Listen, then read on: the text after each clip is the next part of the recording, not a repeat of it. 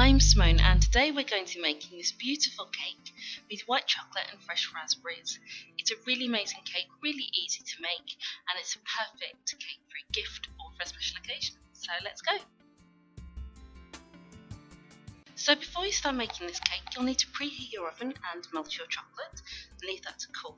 And then you can add your butter and sugar, and you can mix those in your mixer until they're really light and fluffy. It'll take a few minutes depending, and then you can scrape down your bowl and add your vanilla extract. I only use vanilla extract and not vanilla flavouring, but that is completely up to you. It's just a personal preference. Just give it a really quick mix, don't overmix it, and then you're ready to add your eggs.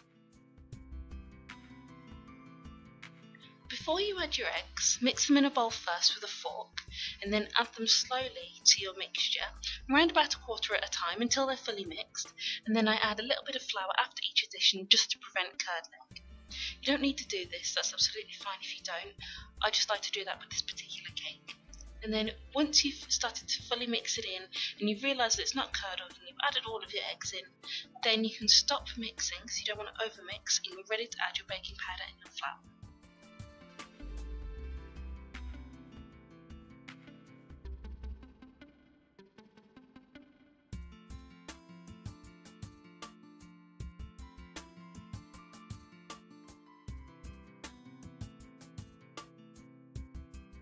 To prevent your flour going absolutely everywhere, it's a really good idea to mix the flour in with a wooden spoon or a spatula first. It allows you to not only make sure that it's fully incorporated and you've got all the bits from the bottom of the bowl to the top of the bowl, but it also means that the flour's not going to fly everywhere and you're not losing that flour before you've mixed it in. Now, sometimes I don't even bother putting it back in the mixer, but for this one I did put it back in the mixer just for literally like 10-20 seconds, just to make sure it was fully incorporated, but I really hate to overmix.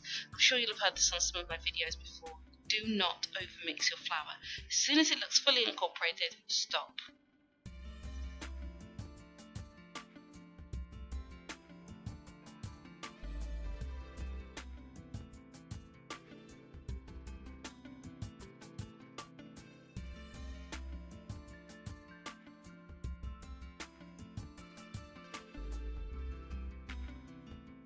Now you're ready to add your white chocolate to the mixture. This is the last part of the cake mixture.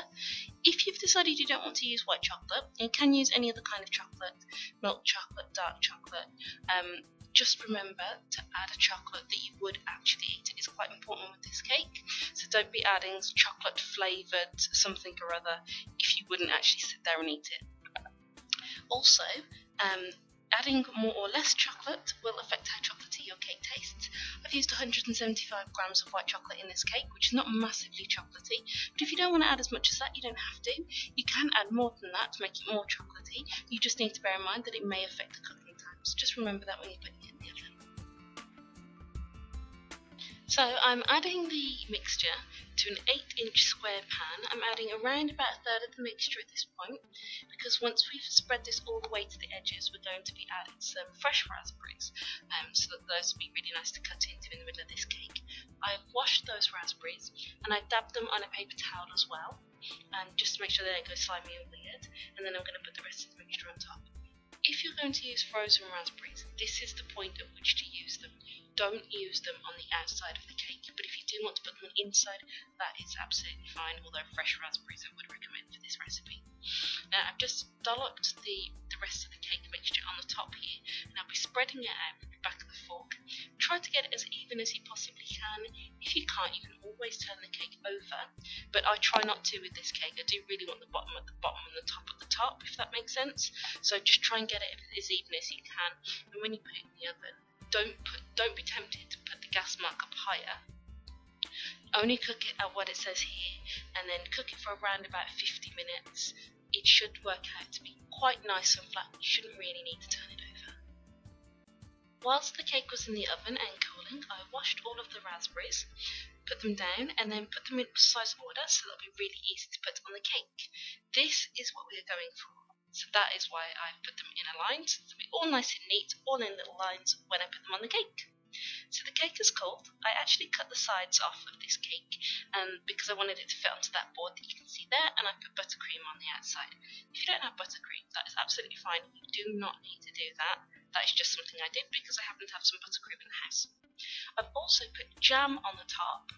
Now, really what you need to do is put jam all over this cake, but just here in this picture you can just see that I put some jam on the top. To be able to spread it easily, just warm the jam up either on the hob or in the microwave, and then just put it on with the back of a spoon or a pastry brush. I rolled out some fondant, and I just put a strip along each way, so we've got a little cross there. That's going to be our bow. This is what we're going for. So this is why you need to do it. And then you put your raspberries all in a little line, and they should stick with the jam. Try and make it cute, because that way you'll get that really nice finished effect.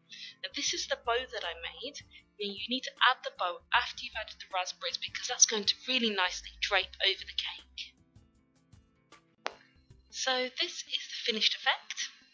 You can see here that I added some little silver balls to the cake.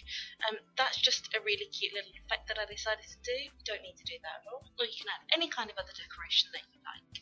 You can also use any other fruit that you like. So if you don't like raspberries and you want to use perhaps blueberries or something, you can substitute that in.